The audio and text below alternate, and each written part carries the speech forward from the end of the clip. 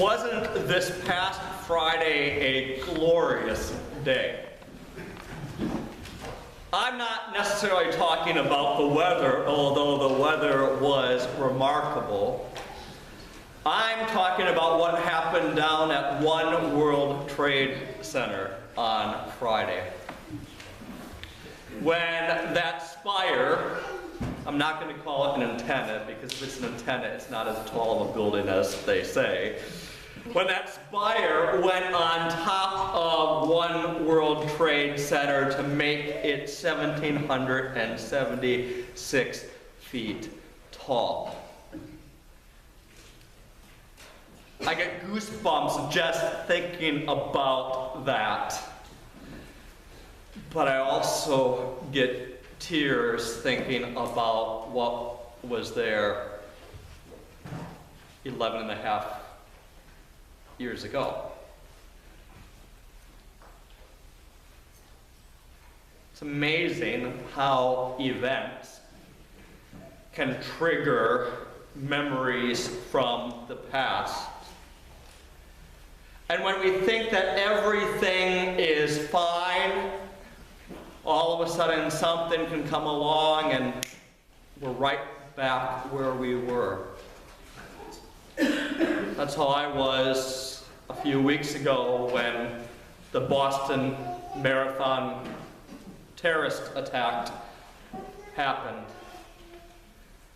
I don't know about you, but I couldn't help but place myself back where I was on 9/11.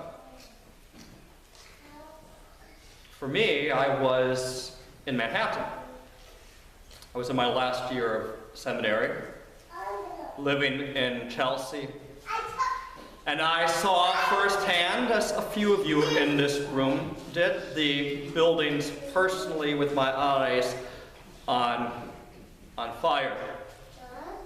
Felt the towers collapse as they hit the ground.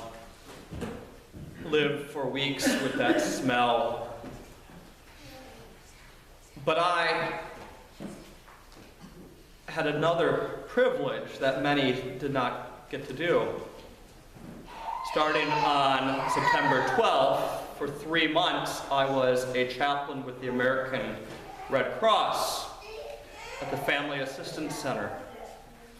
And I heard many a story of those who lost loved ones, or the rescue workers, the firemen, the police, all talking about their horror stories.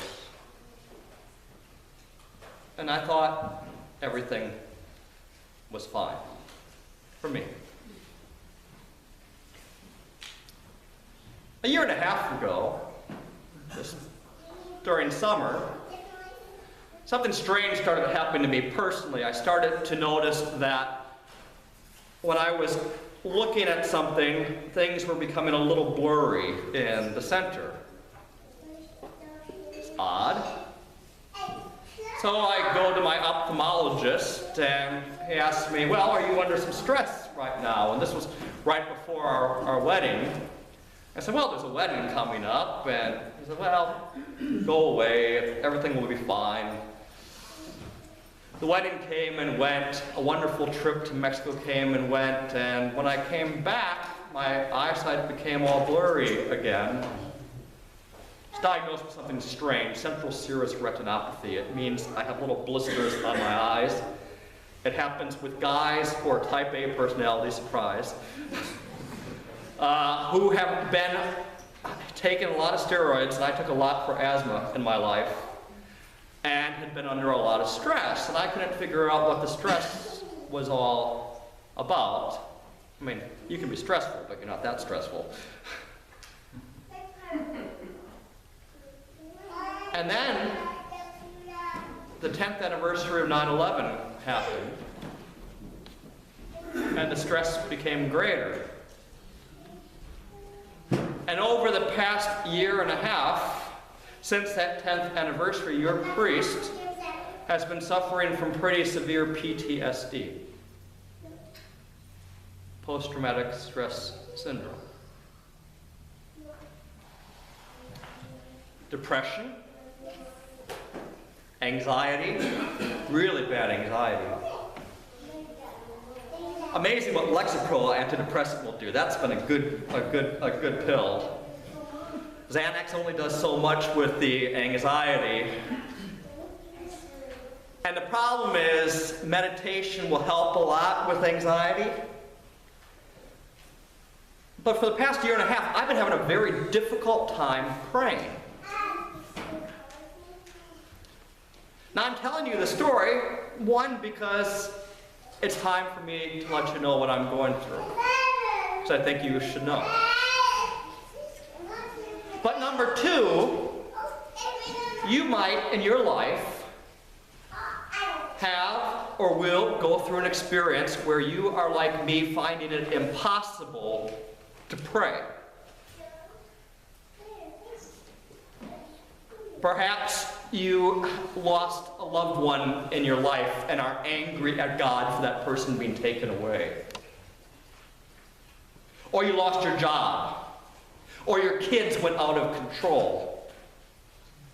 Or you or a loved one became ill.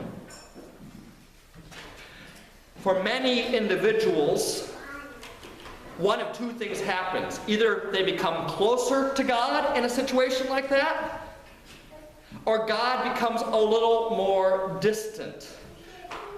Now for me, my relationship with God has felt pretty good during this time. I knew God was there, but I must tell you, I'm a little angry at God. And I really don't want to talk too much to God. And so I've been finding personally my prayer life a little difficult. Now, I'm a good priest. I say morning prayer every single day. Although, I must admit, the 13 days in the cruise, I didn't at all. But I did read my 90-day Bible challenge, so. But I feel at times I'm just sort of going through the motions. I'm saying the words, but my heart's not there. It's like, have you ever had a conversation with somebody and you're talking to them and you're having this conversation and you're really not listening to anything that they're saying? Like, you feel like you're in, Peanuts? When the kids with the teachers, it sounds like, you know? That's how my prayer life has been with God. It's like, I'm sort of like, you know, not because there's so much anger inside about doing something good has led to something that's been affecting me and my family. But there's been something that has given me some solace in the midst of it. And it has to do a lot with what we just heard about in this morning's gospel from John. And that throwaway first few words in the gospel. It says, Jesus prayed for his disciples. Jesus prayed for his disciples because he knew that there was going to be a time in their life where they were going to find it difficult to pray. I can't imagine what they were feeling after the ascension until Pentecost, thinking that Jesus once again abandoned them. I'm sure their prayer life during that time was far from easy. But it gives me comfort to know that when I can't pray, Jesus is interceding to God the Father on my behalf, praying for me that I might once again get in that closer relationship with Jesus, to be able to speak and ask. And as the old English word simply means pray, to talk, to have a conversation with him. Although I've been finding it difficult to pray, he has been praying for me. as he prays for you when you feel as if there's not much more to say. The other thing that gives me solace is to know that I'm grateful to be an Episcopalian. Because when I don't know what to pray, I go to this little book, this prayer book, which is filled with prayers. If I don't know what, I'm sure there's something in here which will be exactly what I'm feeling. Martin Luther, that great German reformer of the church, said once about prayer that prayer, even rote prayer, rote, R-O-T-E, prayer, sends the devil a running. That even when it feels as if it's impossible to pray to God because we think that God is doing something to us, even though rationally we know that's not the case, it's that prayer, that connection, which will take away all evil and bring us back closer to God.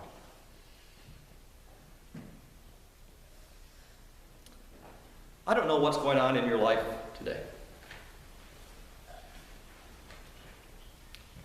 You know, today's Mother's Day. Many look at their mothers and think fondly of their mothers.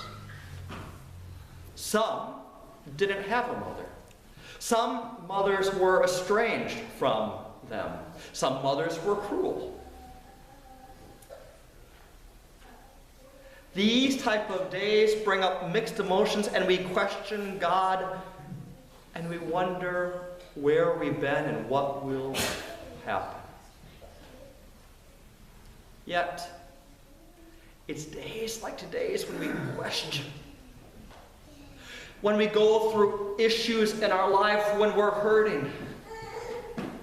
These are the times that we have to rely on the fact that Jesus is there praying for us.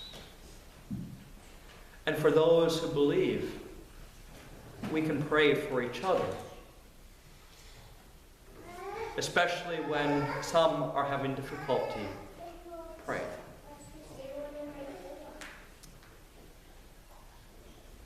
Last night, I told Carrie I'm going to go grab my old Red Cross badge, and I started to do some research. I'm going to contact the Red Cross. It's time to get help. I'm tired of anxiety. Depression's under control. Anxiety, not so much. But I know in the midst of that, I'm going to continue to struggle to pray. I'm going to continue to struggle to find that deep relationship with God, because I know that God wants nothing more than to draw you and me to Him. He's praying for you. He's praying for me.